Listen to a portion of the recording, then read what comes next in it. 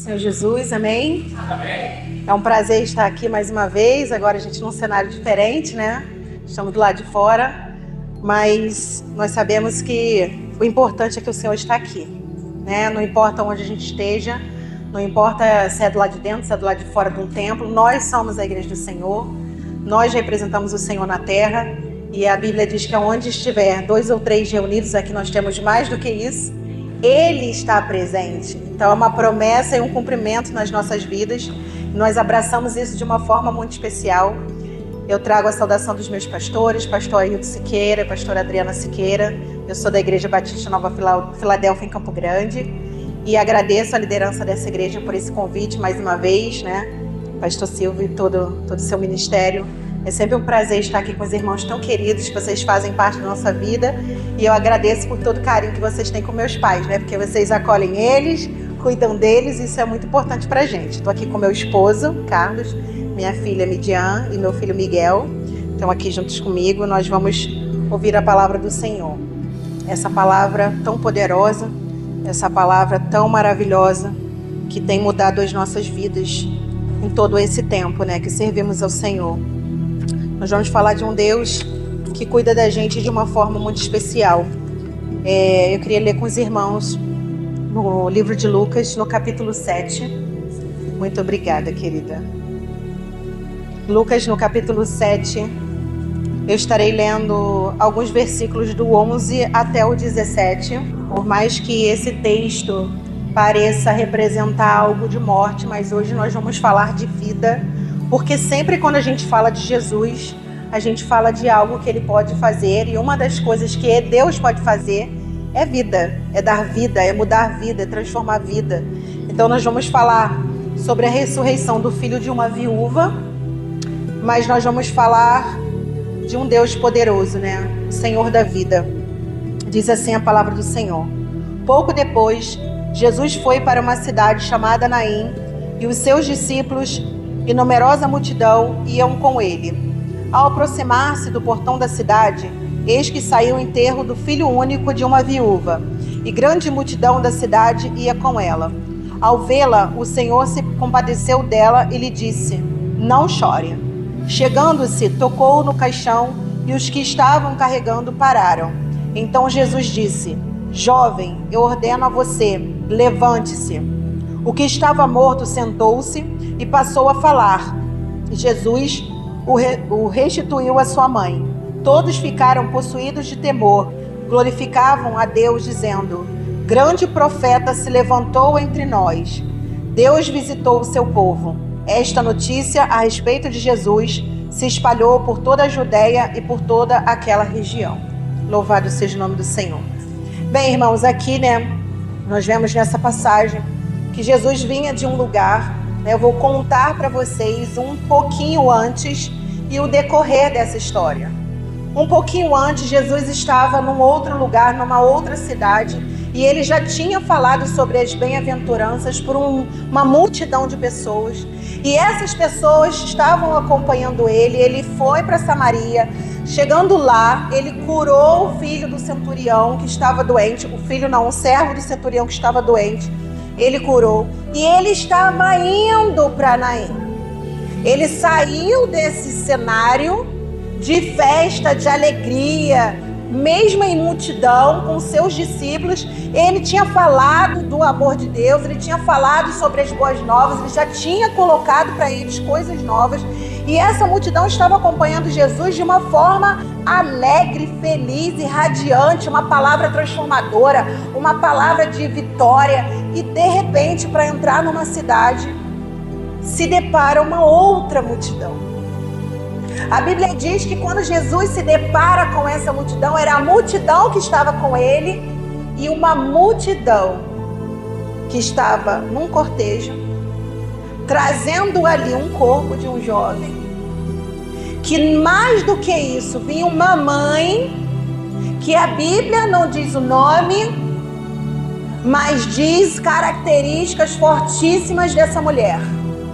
Diz que ela era uma mãe que acabou de perder o seu único filho, porém ela era uma viúva.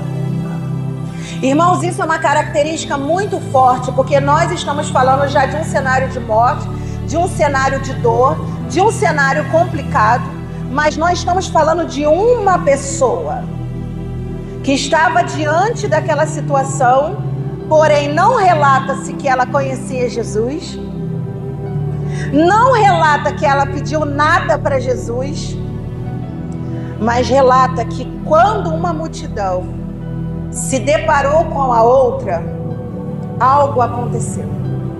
Porque olhando para o lado do que era o judeu, Jesus na postura como um judeu, ele iria naquele momento ali, poderia fazer isso claramente, acompanhar aquele cortejo, até sepultar o rapaz, fazer algo pelaquela mulher desamparada, porque era uma viúva, e voltar com aquela multidão, com seus discípulos, e entrar em Naim e pregar o evangelho lá. Coisa que a maioria de nós também faríamos, diante de uma situação tão dolorosa. Dar a compaixão, sentir ali, dividir a dor, orar, fazer uma oração, dar uma oferta, ajudar de alguma forma. Mas Jesus fez algo que ninguém ali esperava. Porque diante daquela situação não era a situação de um paralítico que Jesus curou e andou. Ali não era a situação de uma pessoa que estava enferma e Jesus iria orar, iria curar. Nós estamos diante desses versículos, onde Jesus está diante de uma pessoa morta. Para nós hoje, irmãos, ler isso daqui, depois de termos lido toda a Bíblia, é algo que parece muito comum. É muito comum ouvir sobre alguém que ressuscitou. Nós cremos em Jesus e cremos que Ele tem esse poder. Mas aqui, nessa situação, irmãos, não havia ainda tido esse tipo de milagre. No Antigo Testamento houve 2 situações assim. Somente. Eles não estavam esperando que Jesus fosse ressuscitar aquele rapaz. Ninguém ali estava esperando que isso fosse acontecer. Ninguém. Pois Jesus olha, a Bíblia diz que ele olha para aquela mulher, ela não falou nada para ele. Ela não pediu nada para ele. Ela não usou fé. Ela não fez, ela não criou um milagre como a mulher que tocou na veste de Jesus. Ela não foi até Jesus pedindo nada, como várias pessoas que nós vimos na Bíblia que usaram situações para receber os seus milagres. Essa mulher não fez isso. Ela estava no seu momento de dor, no seu momento de luto, ela estava despedaçada, porém ela estava em meio àquelas pessoas, em meio aos seus familiares, em meio aos seus amigos, mas ela estava ali diante do filho morto. A Bíblia diz que Jesus, com todo o seu amor, olhou para aquela mulher e ele teve compaixão. Ela não precisou fazer nada, irmãos, absolutamente nada. Ele quem fez. Ele é quem quis. Ele é quem quis fazer. E ele olhou para ela e ele disse, olha o que ele disse para ela: não chore. Parece algo que jamais uma pessoa que não fosse fazer algo tão extraordinário poderia pedir para uma mãe diante do caixão do seu filho: não chore. Aquele momento ali é de choro. Aquele momento ali é de pranto. Aquele momento é permitido chorar. Mas Jesus diz para ela algo afirmativo: não chore. Antes do milagre veio o consolo. Antes do milagre já veio uma providência diante daquela mulher. Porque diante daquela palavra eu acredito que na hora houve um impacto naquele coração. Com certeza aquela mulher sentiu algo extraordinário dentro de si, antes mesmo de ver o seu filho ressuscitar. Porque a palavra do Mestre ela é poderosa, independente da situação que nós estamos. Porque Deus nos promete coisas antes mesmo delas acontecerem. Antes mesmo delas acontecerem. E ele disse para aquela mulher: não chore. E ele tocou no esquife, ele tocou no caixão. Isso era algo absurdo para o judeu. Absurdo, eles nunca tocariam no morto. Nunca, nunca. Isso já era impactante para eles também. Imagine toda a cena, toda essa situação. E ele toca e eles param. Param por quê? Porque era algo absurdo. Era absurdo ele tocar naquele caixão. E ele faz aquilo que só ele faz. Ele faz naquele momento aquilo que só ele faz. Ele diz para o morto. Irmãos, Jesus ressuscitou 3 pessoas. E as 3 pessoas ele disse para se levantar. As 3 pessoas ele falou diretamente. Como que você dá ordem a um morto, irmãos? Porque todas as 2 vezes que já tinham ressuscitado os mortos, não foi através da fala. Não foi. Os 2 profetas que ressuscitaram mortos no Antigo Testamento não foi falando. E Jesus, que é Deus, que é o Senhor da vida, ele falou com aquele rapaz como se ele estivesse falando com o vivo, porque para ele era. Porque ele é Senhor da vida. E ele, na concepção dele, aquele rapaz estava vivo. E ele fala, levanta-te. E no mesmo instante, aquele jovem se levantou e sentou. Naquele mesmo instante, naquela mesma situação. Eu sei, você pode pensar, mas isso, irmã, está narrado aqui. Mas quantas coisas nós já vivemos nas nossas vidas e que ninguém poderia dar uma ordem que não fosse o Senhor para resolver. Quantas coisas já vivemos que poderíamos fazer tudo ou não fazer nada, que nada mesmo iria mudar aquela situação. Mesmo que você pagasse todo o seu dinheiro, desse todo o seu dinheiro, mesmo que você se sacrificasse da forma que fosse, não iria mudar aquela situação. Porque essa era a situação daquela mulher. Ela poderia fazer o que fosse, nada iria mudar aquela circunstância. E por isso que quando eu não consigo fazer, quando a minha oração parece se esgotar, quando tudo que eu faço parece se esgotar, é porque, irmãos, é a hora que só o Jesus, que diz para o morto, levanta-te, pode fazer na nossa vida. Porque na verdade, irmãos, não é sobre nós. Não é sobre o nosso esforço. Não é sobre aquilo que fazemos. Uma vez eu ouvi, várias vezes eu já ouvi pessoas falarem como se as coisas de Deus para a nossa vida dependessem daquilo que a gente faz. Ah, irmãos, não depende. Nós fazemos porque somos gratos. Nós fazemos porque isso agrada ao Senhor. Nós fazemos porque isso é um sinal de gratidão. Mas aquilo que Ele tem para fazer, Ele faz porque Ele é misericordioso. Aquilo que Ele faz não é porque nós somamos lá no céu uma quantidade de oração. Porque nós somamos no céu uma quantidade de jejum. Porque nós somamos no céu uma quantidade de vezes que viemos ao culto. E isso não tira de nós, então eu não vou mais, então eu não faço mais, então você é um ingrato. Porque essa parte é que nós fazemos porque somos gratos, não é para receber. Nós não recebemos porque fazemos isso. Nós recebemos as misericórdias, as bênçãos e as vitórias porque Deus é misericordioso, porque Ele quer fazer. Isso aqui é a demonstração de que não depende de nós para o milagre acontecer. Aqui é o top do top.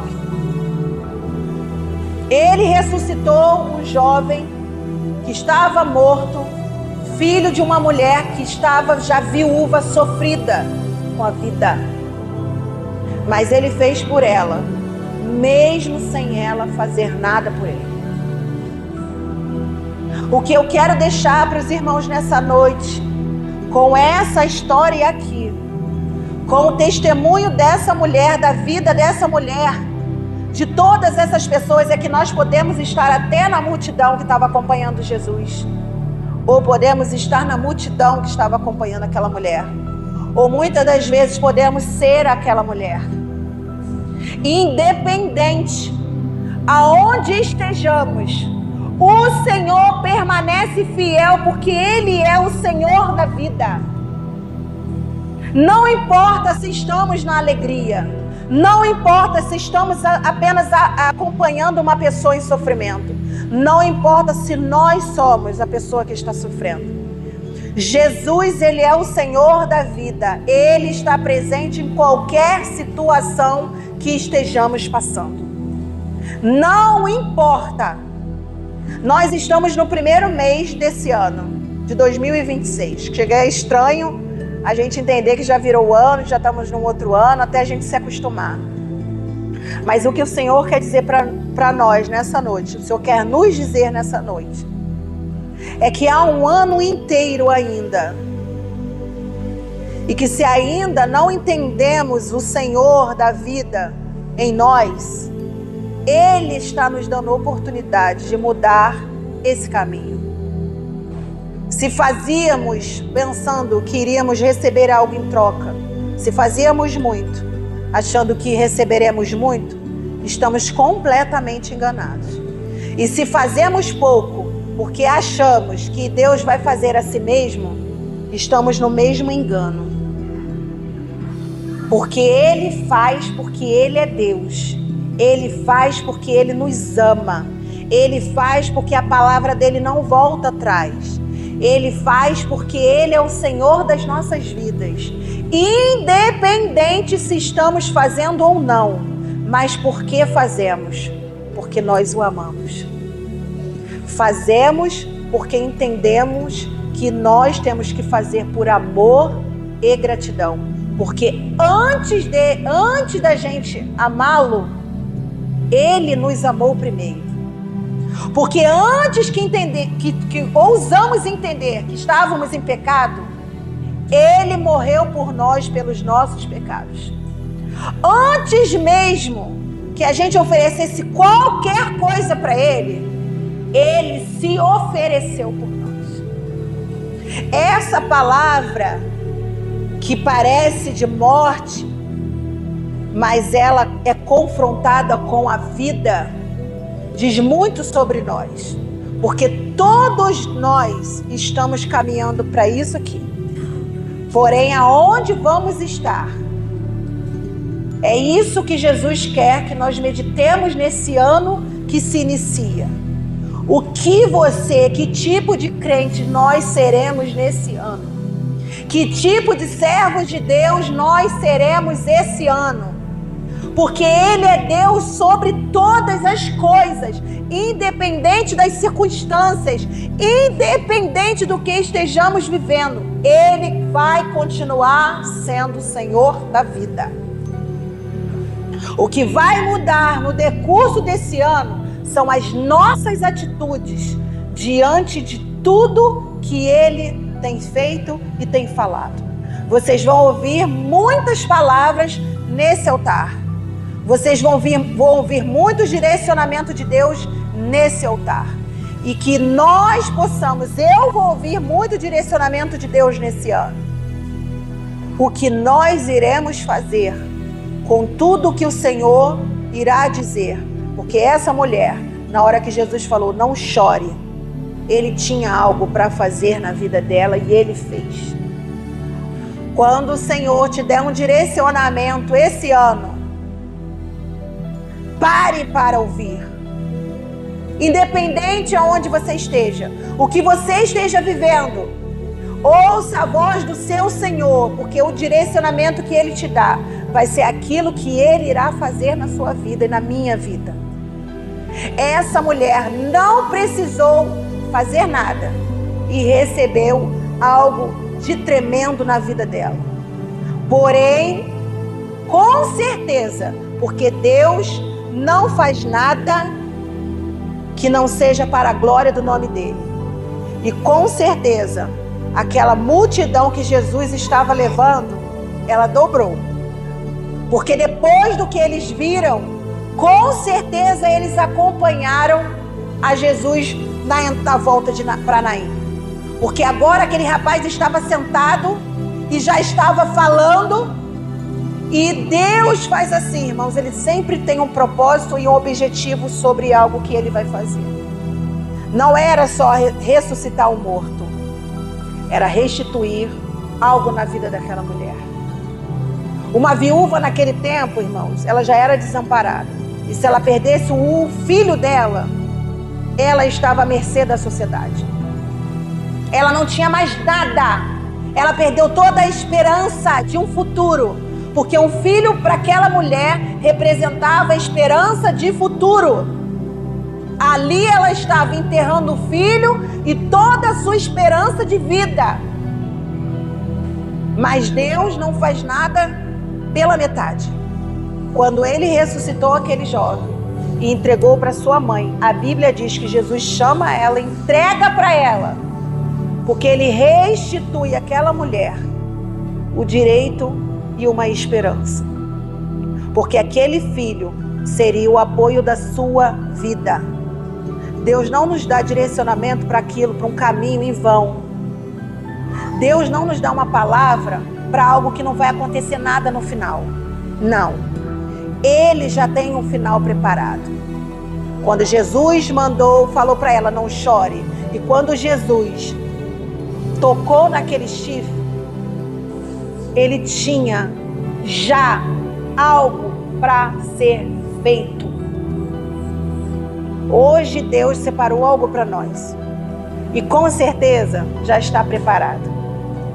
Com certeza Ele já fez. Ele disse algo para você, já iniciou com algum plano? Você está com alguns planos? Você já tem coisas que você já colocou para Deus? Você já colocou a sua vida, o seu ano diante do altar do Senhor? Você já planejou coisas? Você já está na expectativa de coisas maravilhosas? De coisas que, eu quero comprar uma casa, eu quero fazer uma faculdade, voltar aos meus estudos, eu quero aprender um idioma, eu quero pagar alguma coisa para um filho meu, para um neto meu, eu quero conseguir um emprego novo, eu quero aprender tocar algum instrumento musical, o que for. Coloque no altar do Senhor, porque Ele não começa uma coisa que Ele não possa terminar. E se for agradável ao Senhor, Ele vai fazer concluir. Mas Ele quer ouvir de você. Ele quer saber de você. Jesus, o que Ele apresenta para nós nessa noite, é que mesmo em qualquer circunstância, o final, Ele está lá. Eu lembro, eu era de uma outra igreja quando meu pai ficou doente. Teve Covid. E numa situação muito difícil, que a gente estava em casa quando chegou a notícia que meu pai seria entubado. Eu tive uma crise de ansiedade, tive dificuldade de respirar e aquela coisa toda. A gente sofre aquele baque quando a gente recebe uma notícia difícil, e a gente já estava ouvindo que todas as pessoas que entubavam, a maioria morria, e aquilo pra gente foi um impacto muito grande.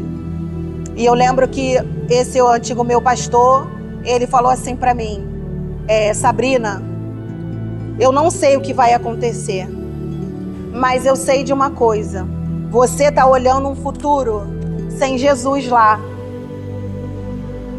mas olha um futuro, independente do que aconteça, Jesus já está lá. Você não vai chegar até o futuro sozinha, Jesus já está lá. E aquilo, irmãos, foi uma palavra tão forte no meu coração que até hoje ela é viva na minha alma. Eu não sei o que nos espera para esse ano. Eu não sei. Nem para hoje, para mais tarde, para amanhã, para no decorrer do ano, eu não sei. Mas essa palavra é viva no meu coração até hoje e eu divido com os irmãos. Não sabemos o que nos espera em 2026, mas uma coisa eu sei. Eu aprendi. Jesus já está lá. Jesus já está lá. Amanhã Ele já está lá. A gente não chegou, mas Ele já está lá. Eu não sei o que você planejou. Eu não sei o que você espera de Deus. Mas como essa mulher se deparou com Jesus na saída daquela cidade. Ela saiu para enterrar um filho, mas ela voltou com o filho vivo. Ela voltou com uma esperança. Ela voltou com a vitória. Porque ela encontrou Jesus, porque Ele já estava lá. Ele já está lá. E essa palavra que frutifique no nosso coração, que caia como semente e seja regada por nós mesmos. Nós venhamos regar essa palavra de Deus nessa noite. Regá-la no decorrer do ano. Regar. Vai lá, bota água. Bota ela para pegar um sol. Jesus é o sol da justiça. Jesus é a água da vida. Coloca essa palavra diante do Senhor. Ela vai crescer. Ela vai crescer. E você vai colher os frutos disso. Com uma vida espiritual melhor. Com uma vida financeira melhor. Com uma vida familiar melhor. Isso é o que Jesus profetiza para nós nessa noite. Essa é a palavra de Deus para nós nessa noite. Que cada um de nós possamos sair dessa noite com essa palavra. Aquela mulher saiu achando que voltaria completamente vazia. Mas ela voltou completamente cheia da graça e da misericórdia do Senhor naquele dia. Amém? Eu quero orar com vocês nessa noite.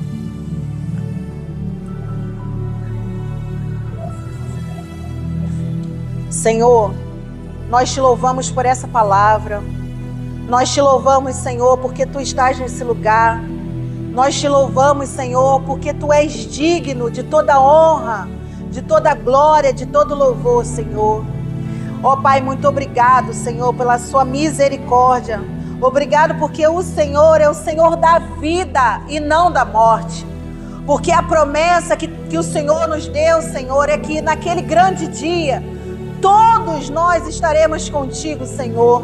Ó Deus, que maravilha estar aqui diante da Tua igreja, que te louva, que te adora. Pai, que acredita, Senhor, que há um futuro, Senhor, porque quantas pessoas nessa noite, Pai, estão sem esperança. Quantas pessoas nessa noite, Pai, estão findando esse dia com uma palavra de doença, de morte. Pessoas que estão sofrendo com seu lar destruído. Pessoas, ó Deus, que receberam uma notícia tão ruim. Mas nós, Senhor, estamos te agradecendo porque estamos ouvindo uma palavra de vida, uma palavra de vitória, uma palavra de esperança. O Senhor é aquele que ressuscita sonhos. O Senhor é aquele que abençoa vidas, que transforma famílias, que traz novamente, Senhor, a união, que traz novamente o amor, que traz novamente, Senhor, uma palavra de vitória quando aqueles que acham que já foram derrotados. Ó Senhor, que esses que ouviram palavras tão tristes nessa noite possam, assim como nós, ouvir essa palavra de esperança, de vida, que só o Senhor tem, Pai, só o Senhor tem. Nós te louvamos porque servimos a Ti, que é um Deus vivo e poderoso, e que nem a morte, Senhor, tem poder diante de Ti. Nem a morte, Senhor, ousou estar diante de Ti e não obedecer, Senhor. Oh, como Tu és poderoso, Senhor, como Tu és maravilhoso, como o Senhor derrama sobre nós a Tua graça, como o Senhor derrama sobre nós o Teu amor. Muito obrigado pelas Suas misericórdias, muito obrigado porque elas se renovaram nessa manhã e por isso nós estamos aqui. Porque se não fosse a Tua misericórdia, Senhor, nós já teríamos sido consumidos, Senhor. Mas o Senhor nos deu graça, força. Estamos aqui nessa noite para Te adorar, para Te render louvores, pois Tu és digno, Senhor. Obrigado, Pai. Obrigado por essa palavra.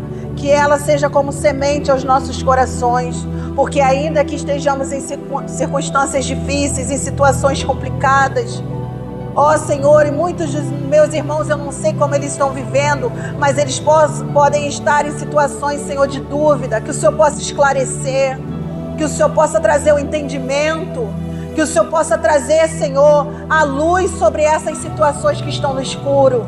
Ó Senhor, só o Senhor pode fazer, só o Senhor pode mover, assim como a vida dessa mulher, Senhor, só o Senhor poderia tomar a vida dela e mudar, e transformar, e fazê-la sorrir novamente, e fazê-la ter esperança novamente, Senhor. Nós te louvamos nessa noite, Pai. Tu és digno, Senhor. Nós te agradecemos por essa palavra, Pai. Em nome de Jesus. Amém, Senhor.